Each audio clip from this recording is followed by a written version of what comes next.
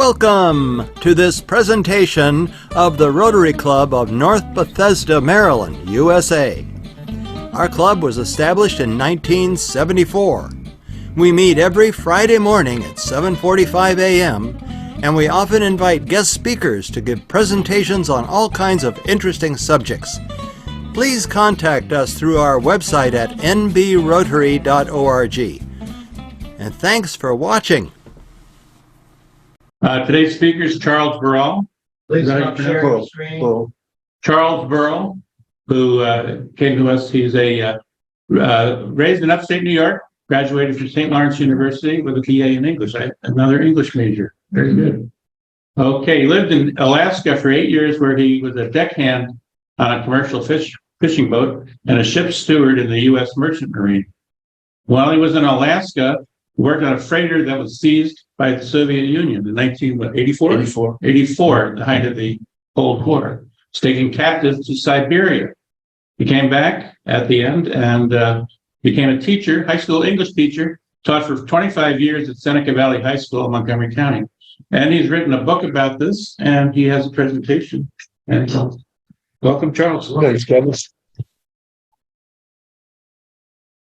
All right, now, I mean no offense, but my father was in the Air Force, World War II, and we hung the flag on the holidays vertically from our front porch. And he always drilled into us kids that whenever the flag hangs vertically, the stars should be on its own right. In other words, the left as we're looking at. So if you don't mind, if this is being photographed and my dad ever saw this, he would roll over in his grave. Please, if you don't mind, We are not in this. I just have to switch this. Make a note, please. If I can get it Barry Thompson. Barry Thompson always thinks. Correct. properly. Yeah, where's Barry now? In Texas. Sort of. That's better, but not, you want it flying, it's a symbol of our freedom. And we need to handle it correctly, as my dad taught us. Why did you ever? Confused at times ourselves, but now we will definitely. I've seen it run in classrooms, I've seen it run all over. Whenever you watch the president speaking and the flag's hanging vertically behind him, you'll always see the stars on its own right, okay, upper right. So enough on that. Flags facing this way. Yeah, on top left as you're looking at it. Okay. And there are other roles that we don't need to get into right now. I'm here because of Linda. Thank you very much. We met at the Gaithersburg Book Festival, and she asked me if I'm interested in speaking, and I said, sure. And there's so much to tell about this story that I'm going to try to get right to it, and I have to do some serious editing to just keep it to 30 minutes or under. When I was a young man, I wanted to live a life of adventure, mainly because in my English major studies and teaching, Jack London's books about Alaska, Hemingway's books about war, Mark Twain's travels, Herman Melville out at sea. I just needed to do something like that someday. And so at the age of 22, I left my hometown and I headed west in search of adventure. I thought I'd be out there about 3 months, travel around a little bit, get a few stories, come back and write them up. But didn't work out that way. I was gone for the most part 12 years. And once I got out west, the beauty of the land, the amazing different kinds of people that I was meeting, the scenery, the land, the animals, it was just, I just had to keep going. And I wound up in Alaska and got there in September of the year 1980. And I wanted to hire onto a fishing boat, but no one was hiring at the end of September. So I had to wait till spring. And when the boats were going out for the halibut and salmon seasons, the crab seasons. And that first winter, I got a job at a restaurant and worked as a cook. And there was a dishwasher, a Native American dishwasher who was a Christian. And if you know anything about the Native American population, that is a population that is very, very downtrodden, even to this day. And alcoholism, many of them are still on reservations. It is a very, very tough, downtrodden group. But Glenn, his name was always cheerful, always upbeat, always had a smile on his face. Never said a bad word about anything. He was a walking testimony of faith, a Christian faith. And he shared with me his faith, and he gave me a Bible to read. And I had no friends up there but him at the time. I went to Alaska alone. And it was the winter time, and I started reading the Bible and the Old and the New Testaments. And I came to saving faith in Jesus Christ. And that's a very significant part of the story, especially when I was seized by the Soviets. Okay? And I wound up working on fishing boats, and then after a couple of years, got a job on a freighter, 150 feet long. And the captain was a young, adventurous young man. Holmes was his name, Tab Tomes. He was 25 years old, and he was a prodigy at sea. He really was very, very good at what he did. And I worked for him for a couple of years. And Paul, if you have the map, the Alaska map, I'd like you to show that if you could. Yeah, I'll show that. See. There you have it. Sure. We obtained a job. Our ship was out of Homer, Alaska, which if you look at the right-hand side of the map where the line is, up there, the center of Alaska, south center of Alaska, right there where the cursor is, we were out of Homer, Alaska. We had a job hauling diesel fuel, fresh water, and freight up into the Arctic Ocean between Russia, the Soviet Union, and Alaska. There's a lot of oil up there underneath the ocean floor. There were seismographic vessels looking to find where this oil was. Our job was to service them, diesel fuel, fresh water, and food. So we left Homer, and Paul, if you have the cursor there, traveled down the Alaska Peninsula and across right there, across the peninsula at False Pass, the first place you can cross, then traveled north through Bristol Bay and up through Norton Sound. We hit a storm, 50-foot seas. We did nothing but go up and down for 24 hours, keeping the bow into the seas. One wave is all it takes to sink a boat. And if we went broadside, it was all over on the next wave.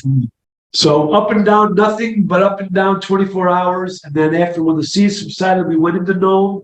And you can put the cursor there, there, right about there. Yeah, Nome. And we had to repair the ship and from damages, and we had to replenish our supplies. And then when we were all set to go, we went up north, all up north, all the way to the top there of the line, Point Lay. The seismographic vessels would come down near land, and we would transfer our fuel, fresh water, and food over to them. We made 2 successful missions, one up and one back to Nome to resupply, and back up again to Point Lay. And after our second successful mission, I'm going to call it, north, I'll never forget this day. I reported from my watch at 8 o'clock in the morning. It was Tuesday, September 11th. Does that ring a bell? But it was 1984. Tuesday, September 11th. I reported from my watch at 8 in the morning. The captain said to me, he said, "Keep the same compass course. We're going to Diomede." And I thought, this could be interesting. I just thought it. I didn't say it because these are his orders. So, aye, sir. He went down below, and I'm alone in the wheelhouse. Now, Paul, if you could switch to my hand-drawn map of close-up of the Bering Strait, if you can get there. Can you? Is it on here somewhere? It's my flash drive. Oh. It's on my flash drive. Yes. So you can go to that, and the PDF, and I'll just keep on going while you're getting that up. There we go. And now if you could raise it a little bit, if you could. There we go. Perfect right there. And this is the map I used when I was telling this to my students. From Polite X marks the spot, 8 o'clock. We traveled down toward the Diomede Islands. Now, a lot of people don't know this, but geographically, there are two islands in the middle of the Bering Strait. Bering Strait is 50 miles wide. And these two islands, Big Diomede Island is Soviet-owned, Russian-owned. Little Diomede Island is American-owned. They straddle the international date line, and they're 2.5 miles apart. So the closest we are to Russia is 2.5 miles. Now, Sarah Palin couldn't see it from where she lived. Well, we could see it where we were, okay? And we kept the same compass course. It was flat, calm that day. The Bering Sea, 50-foot seas a few weeks earlier, laid down flat as glass. We could have water ski. It was spooky. And we were traveling toward the Diomede Islands. There's a Native American village on the west side of Little Diomede. But no ships came through from the north because there's a reef going out into the channel. And it was a dotted line on the NOAA ships did not go there. It's too close to the Soviet Union. But our captain, young, bold, a little bit brassy, adventurous, he wanted to go in there to the Native American village and get some t-shirts. I survived Diomede kind of thing. We were running ahead of schedule. Things were going very well. And as we approached the islands, we saw on the starboard side, the Russia side, it looked like a fishing trawler. There were no markings. Now, you didn't need a master's degree from Harvard to figure it was probably a Russian ship. All right? But it looked like a fishing vessel. And we had encountered many fishing vessels in our day, mostly Japanese and Korean. We would always trade with them. I like to give Hershey's chocolate candy bars to them. They always loved our chocolate candies. And with the Native Americans, it was vanilla ice cream, the good stuff. And they gave us smoked salmon. We made friends wherever we went by trading. And we figured, well, look at, they probably know about this. The captain said, this is what he said later. They probably know about this reef. We can get some information from them, do some trading. I mean, we're so far west. They're so far east. Who cares? We'll just have a little rendezvous and then we'll go into the village. Didn't work out that way. He navigated toward this gray ship. And as we approached, the man came out on deck and he made signals like this. To us, it meant come alongside him. So we did. We came alongside. They were a little bit higher than we were. We threw our lines up and made fast. All right. Our captain came out onto the deck, these big tanks, fuel tanks that we were using for calling the fuel, with a pencil and paper. He wanted to talk to the other captain to find out about the dimensions of this reef. Certainly he would know. But no one was on that ship, except that one guy. So we waited a while, and after about 10 minutes, all along their rail, or gunwale, all these heads started popping up, all along their rail.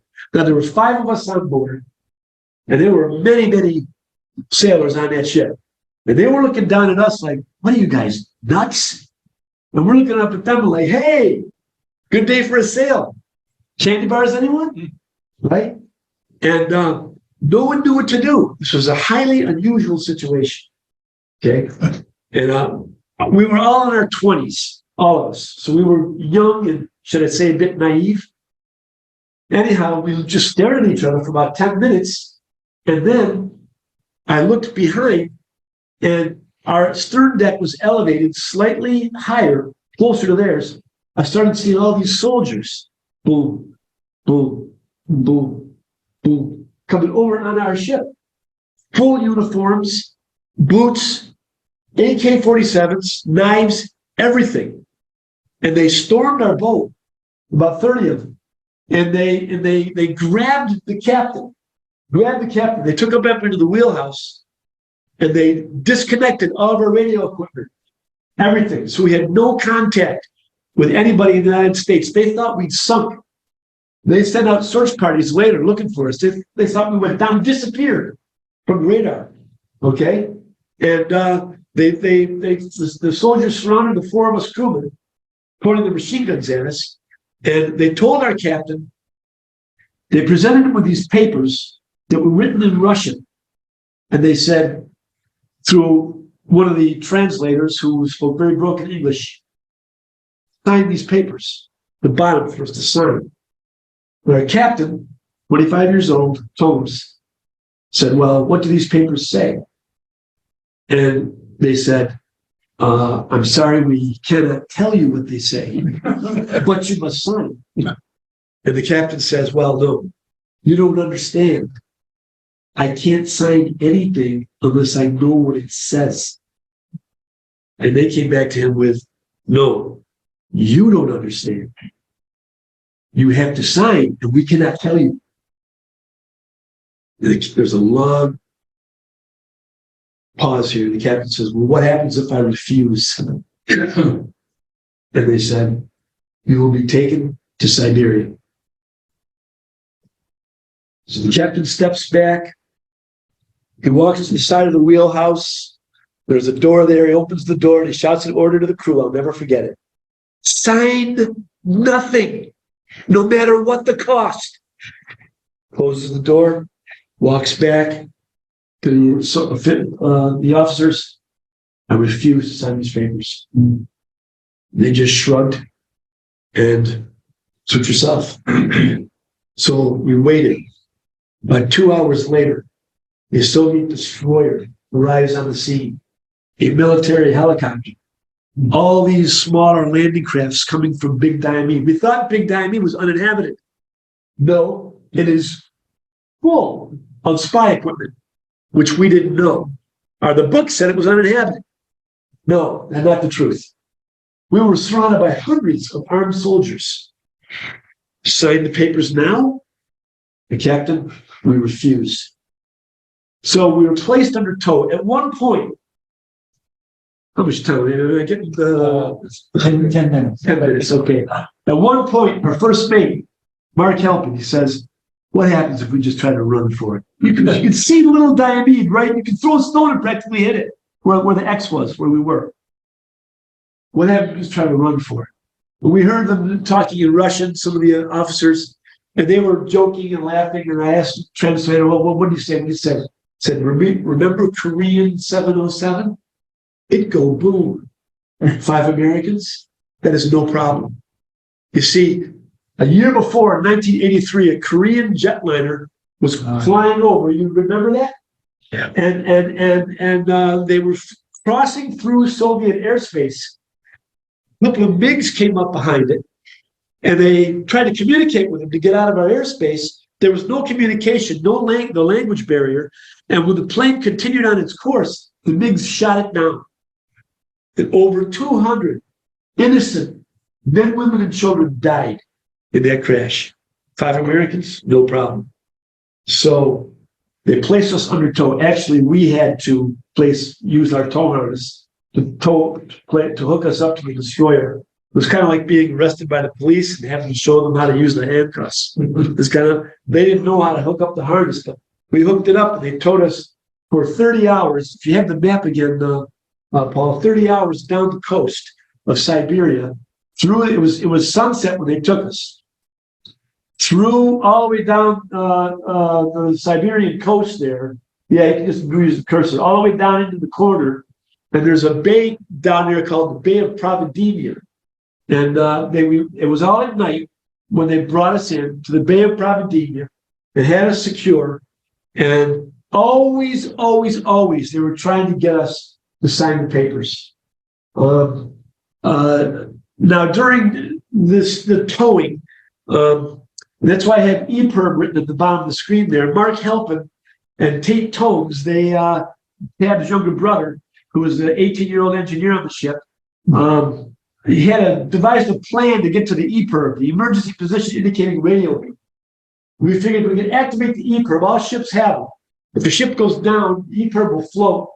It's top heavy. It'll turn upside down, automatically in the water, and it will emit a signal. That's how we know where ships go down. Mm-hmm. And Mark said, if you can get to the EPIRB and activate it, well, the United States would know where we were and come and get us.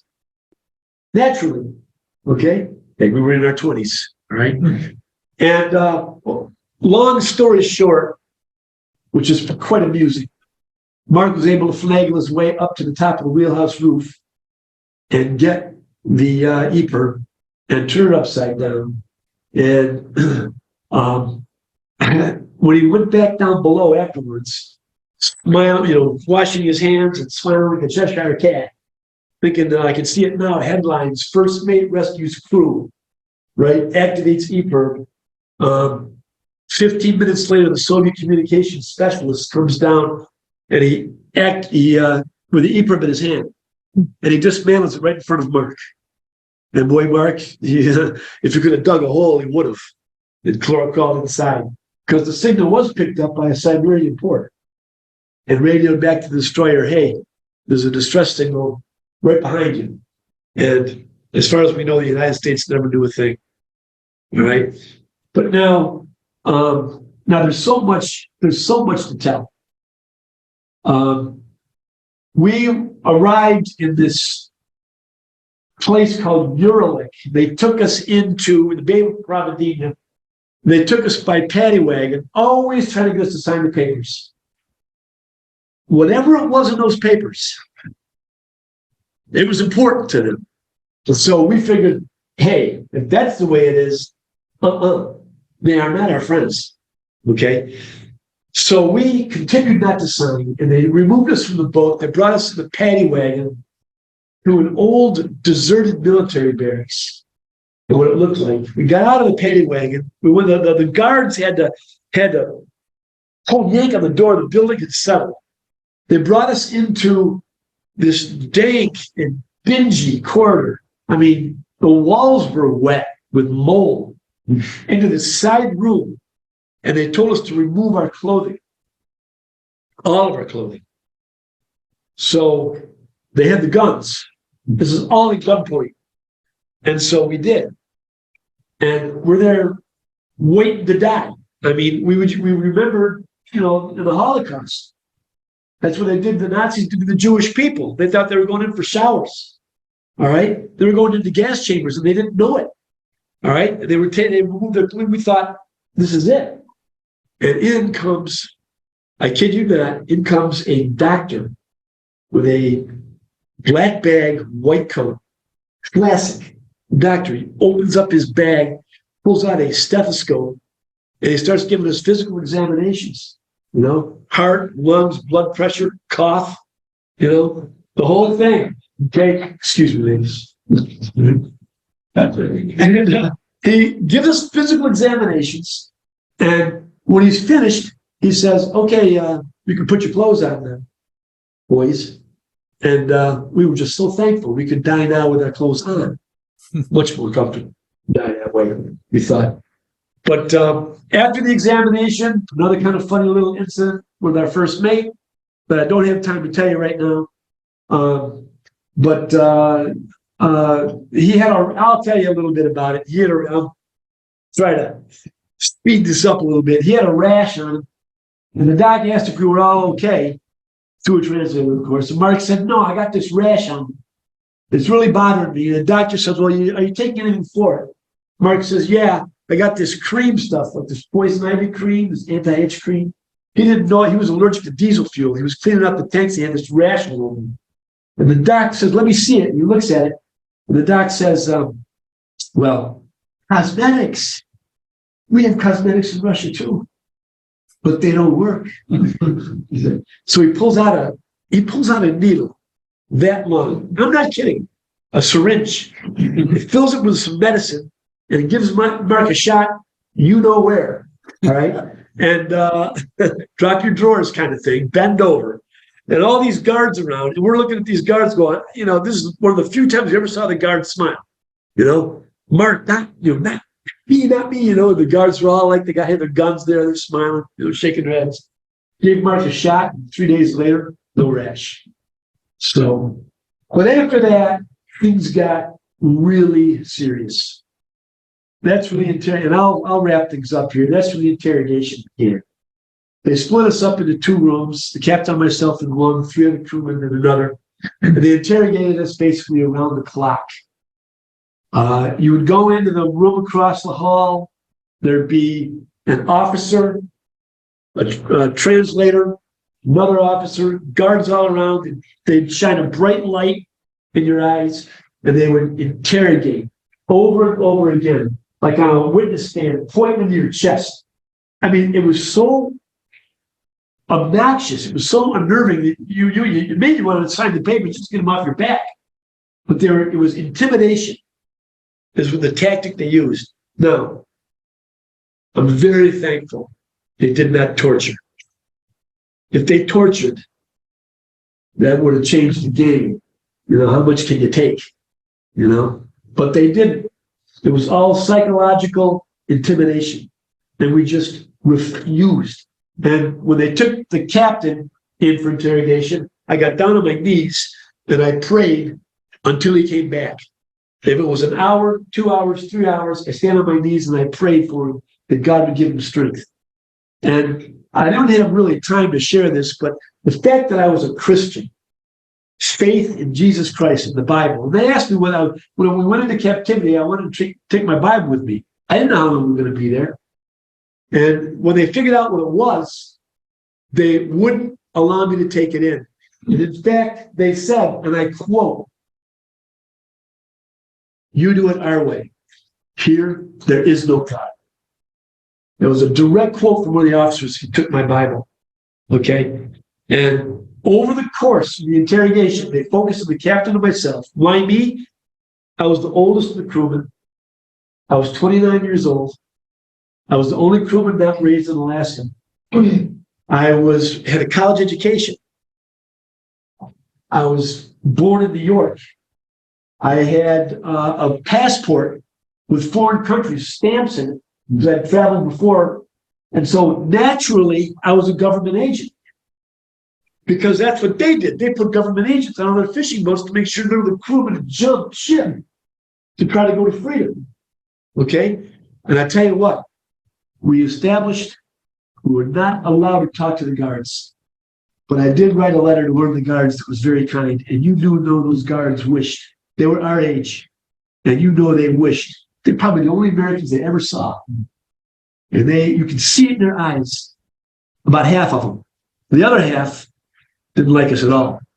But half of them, you could tell, wished they could talk to us.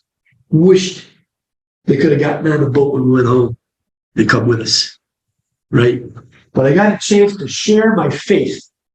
And because of that, in one of the letters to the guards, and I don't have time to tell you all the details of it, my faith in the Bible, my faith in Christ, and actually a prophecy about the end times of the nation coming out of the north.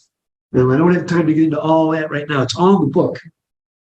And because of that letter, we were determined to be enemies of the Soviet state. Okay? And that was after they brought in a man whose last name was Vostokov because he said it once. None of them would tell us their names, so we named them ourselves, the main officers. One of them chief was one of them, the head guy. But this guy, Vostokov, he was the head. They brought him in about halfway through our captivity. He was the head of the Eastern Frontier Guard.